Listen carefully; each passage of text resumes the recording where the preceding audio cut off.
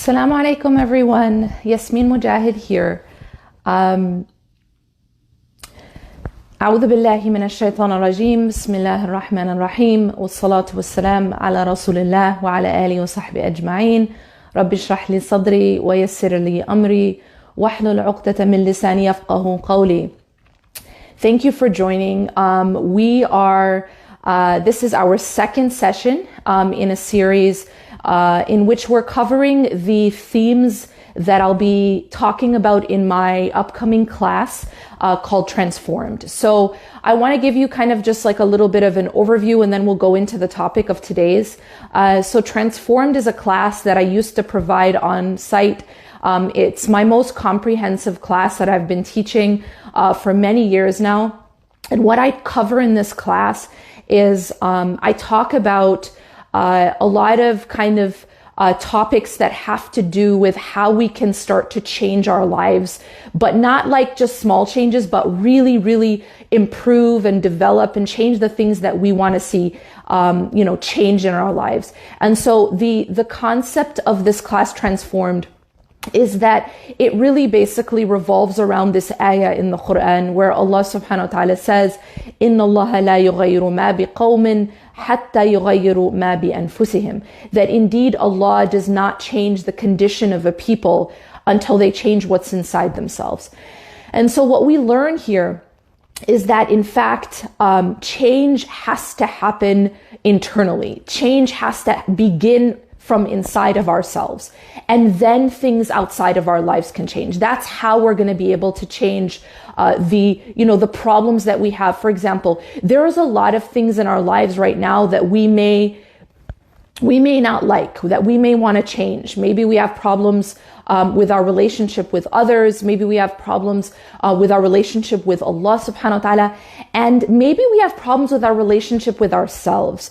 And that's the actual theme. That's the topic I'm gonna focus on today. The topic of al-wadud and self-love. And what does it mean to love ourselves? And how can we build a stronger relationship with ourselves? This is one of those themes that I do get into more deeply in the course Transformed. The people who've registered for this class have gotten access. So what we do is that as soon as you register for the class, you can register at almaghrib.online. This link, inshallah, will provide almaghrib.online. The thing about registering is that as soon as you register, you get immediate access. A lot of people have asked, because alhamdulillah, we have a global community. Actually, I want you to take a chance before we jump in and tell me where you're logging in from. So we can kind of get a sense of how global this community is, and everybody has their own time zone. So what we've done is that the class is actually accessible to you at your own schedule. So you get immediate access to the class material as soon as you register, and you can watch it at your own pace, and you can, at your own schedule. The other thing is that only the people who register get exclusive access to 4 live Q&As with me. So I did my first one on Wednesday, and anyone who registers will still get a recording of that. But there's 3 more live Q&As coming up, and that's only for the people who register for Transformed as students this term. So, in terms of talking about, this concept of self-love, first of all, what is al-wadud, right? One of the names of Allah subhanahu wa ta'ala, in which we learn that Allah subhanahu wa ta'ala is the root. He is the source, capital S, of all love, of all the love that we give, all the love that we have is all rooted in al-wadud, Allah subhanahu wa ta'ala. But what is the relationship now between that love that we have and we receive from Allah subhanahu wa ta'ala and that we give to Allah subhanahu wa ta'ala and our own self-love? First of all, I want to kind of just talk about this concept because I think it's one of those really popular sort of, in this modern day, there's a lot of talk about self-love. What does it mean to have self-love? And I think it's also important to define self-love in a healthy way, because we are a people of extremes, right? I think that it's important to talk about these extremes so that we are aware of them, we beware of them, and we find that middle ground. So I think on one extreme you have this trend, right, of, yes, love yourself. It's all about you. But the problem is we've also, in a sense, moved into a culture of narcissism. And what does that mean? Well, narcissism is a personality disorder in which a person lacks empathy. And this is one of the most striking kind of characteristics of a narcissist. It's a person who basically only sees themselves, who only sees their own needs and their own perspective in any situation. And so somebody who is a narcissist would have difficulty seeing beyond themselves, beyond that self-centered sort of view, and that they would have difficulty taking the perspective of another person. They would have it would be very difficult for them to show empathy for others. It's a very self-absorbed type of disorder, and ironically, it's actually grounded, and this is very important for the topic we're discussing today. It's ironically grounded in insecurity. So oftentimes a person who is actually at the root very, very insecure, they would cover that up, or it would be covered up by this narcissism, by basically putting themselves as basic. They become very needy of praise, needy of admiration, more than just approval. But a narcissist needs to constantly be not just approved of, but admired, almost worshipped. In a sense. And again, there's a total lack of compassion for others and understanding and empathy for others. And so it's a very unhealthy kind of self-focus, right? But then you have, on the other hand, the other extreme, and that's kind of what I want to talk about mostly today, is when a person completely lacks self-love, completely lacks healthy self-compassion. Now, what is self-compassion and what is healthy self-love? Well, a person with healthy self-compassion and self-love will have a healthy self-image, will have a sense of worth for themselves. So without being a narcissist, without believing that you are at the center of the universe, but having value for yourself, believing that you are worthy, believing that you have worth, believing that you are deserving of respect, that you are deserving of love and respect and belonging, that you have self-respect, right? Now, what does that look like practically, right?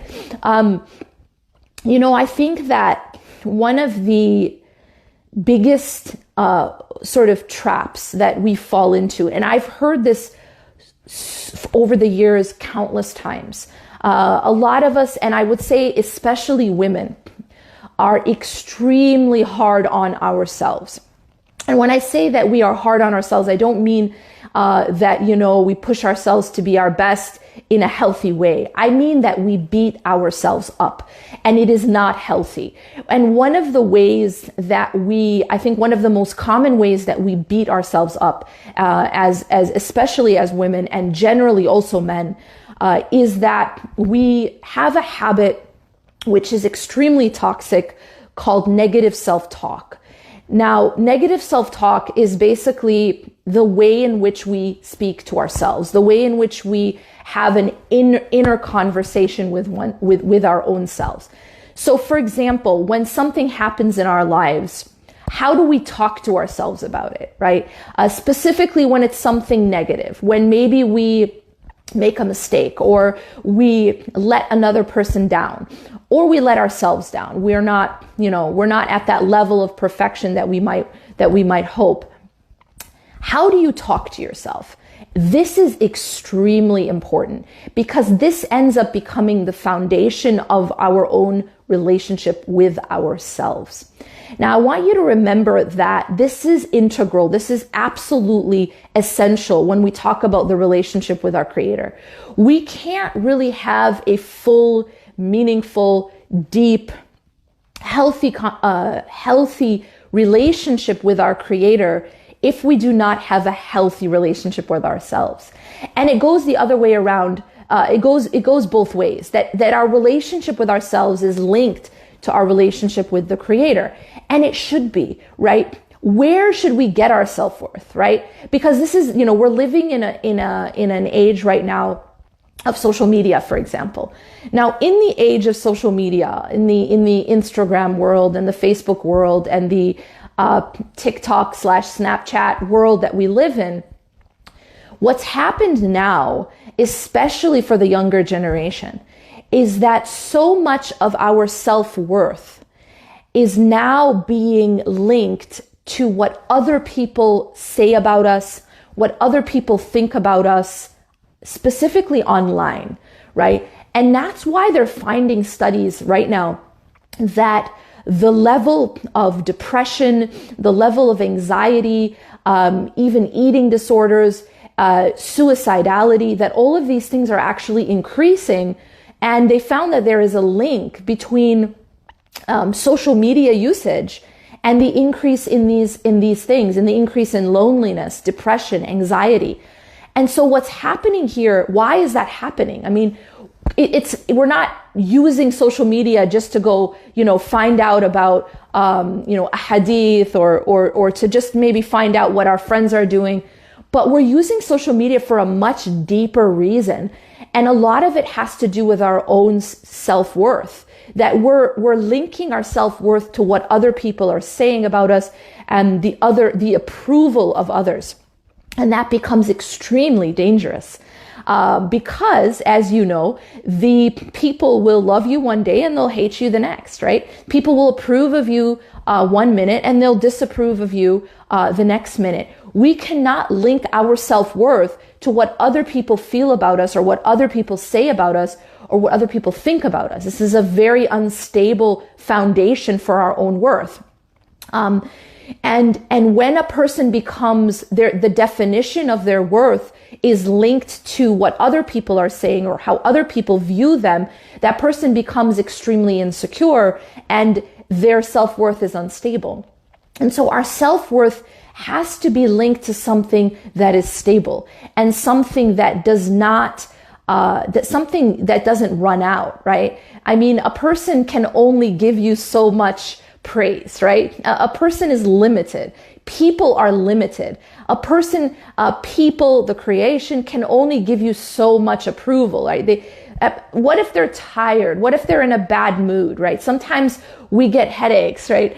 Sometimes we ourselves are empty and it becomes difficult to fill another. When you look at a person who is extremely needy or who is dependent upon another person for their own inner fill. When you become dependent on another, so for example, someone who's dependent on their spouse to make them feel okay, or who is dependent sometimes on their own children. This is a very unhealthy type of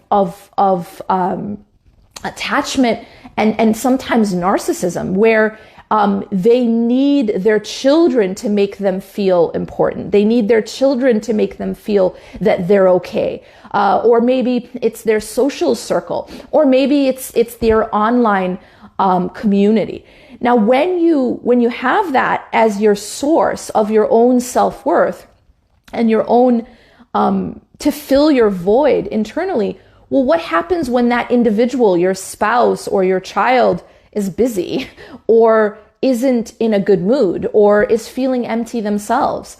What happens when the online community turns on you, right? What happens when there's a scandal and everyone who loved you yesterday hates you today? That's the reality of the online world. That's the reality of human beings, is that human beings are not stable. Human beings are limited.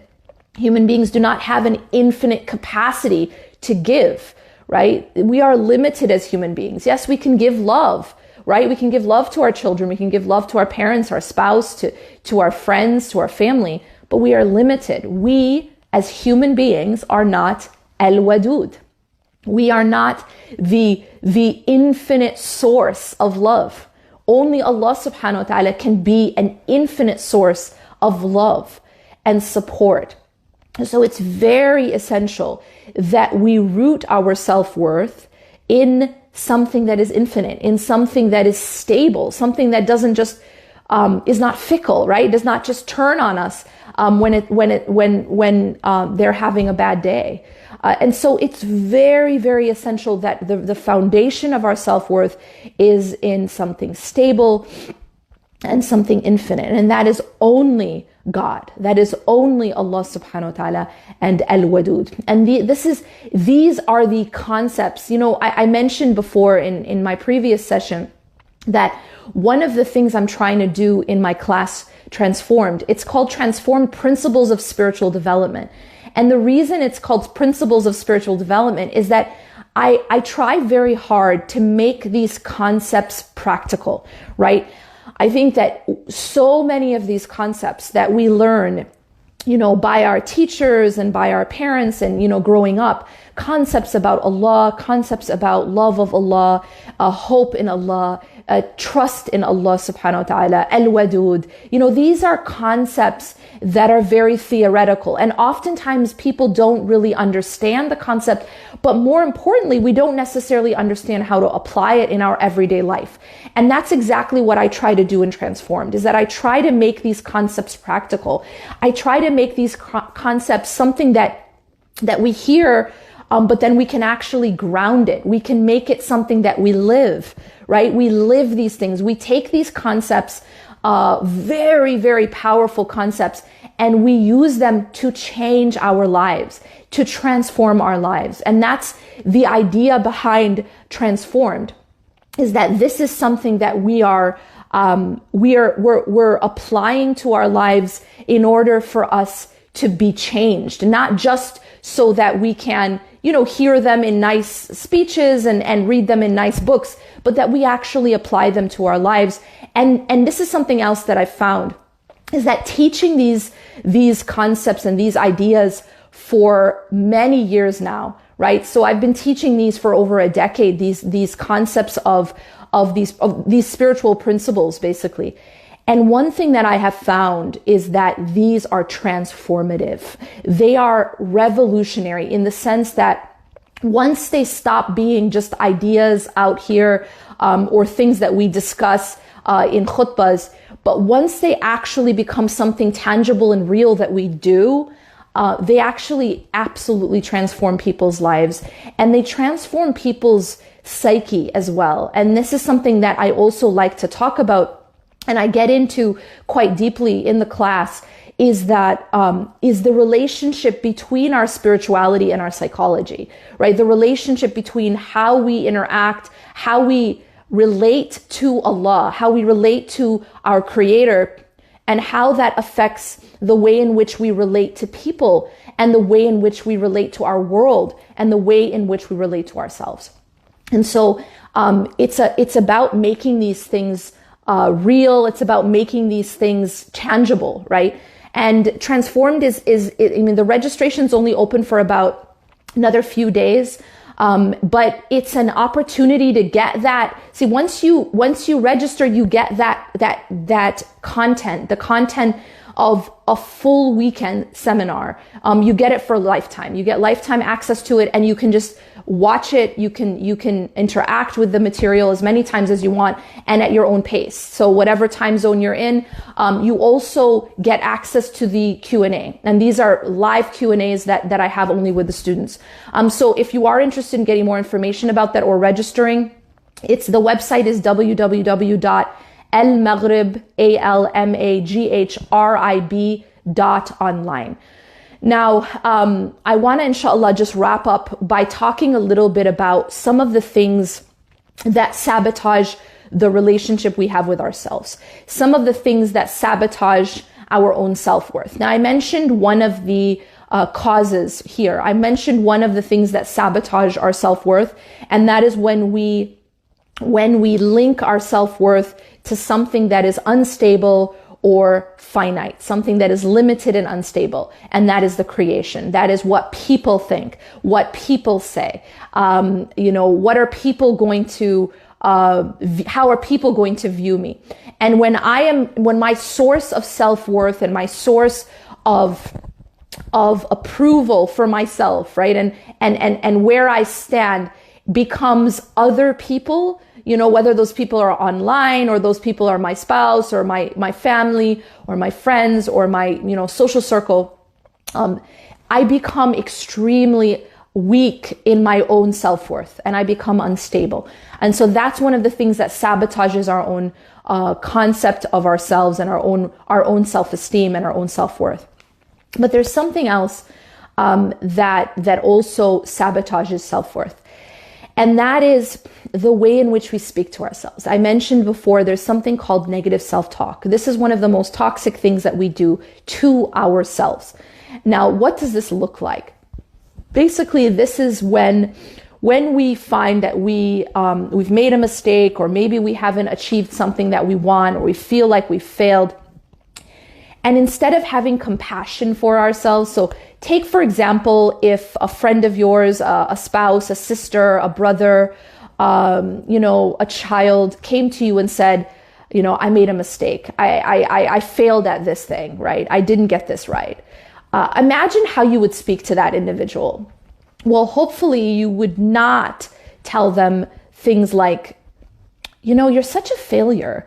You're never actually going to get this right. You're always going to be a failure, and you'll never, ever be successful. And you know what? You're ugly and you're fat also. Like, can you imagine if you talk to someone like that, right? Now, what am I getting at? What I'm getting at here is that this is similar to how some people speak to themselves, right? When we feel like we've done something wrong, or we feel like we failed, how do we speak to ourselves? Do we talk to ourselves like this? Do we say, you're never going to get this right. You're always failing. You're always messing up. You're so stupid. You're so stupid, or I'm so stupid, or I'll never succeed. I'm such a failure. That type of self-talk is absolute poison. It is absolutely toxic. And it is destroying ourselves from the inside. It is destroying our own relationship with ourselves. Imagine if we talk that way to our spouse or to our best friend or to our child. It would destroy that relationship. And that's exactly what's happening internally with our own relationship with ourselves. And so we have to be conscious of this, and we have to be aware that the way we speak to ourselves is extremely important in terms of how strong our own worth will be. And if you can imagine every time we make a mistake that we go and we take out a whip and we start whipping ourselves. Many people are so much harder on themselves even than others are on them. Or sometimes what happens is that we may have had a critical parent in our upbringing, or a critical teacher. And then what happens is we internalize that critic. So we internalize the voice of our parent, or of that individual. Maybe it was a critical spouse. Some people spend years, sometimes decades, in abusive marriages, in marriages where there is verbal abuse, where there is emotional or physical abuse. And then what happens is, unfortunately, is that hearing that type of verbal, that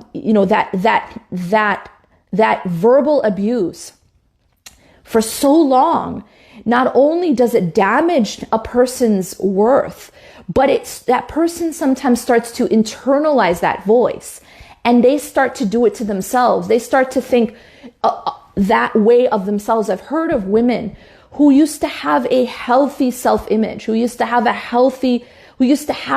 very, strong self-worth. And after being in a toxic marriage, after being in an abusive or verbally and emotionally abusive, maybe also physically abusive relationship for so long, it completely destroyed their self-worth. They started to believe those things that they were being told, and they started to internalize it so that they were actually saying those things to themselves. We have to break this. We have to get out of these toxic relationships. We have to get out of these toxic environments, and we have to stop these toxic habits. The self-talk is absolutely essential in terms of whether or not we become healthy internally, and whether or not we have a healthy relationship with ourselves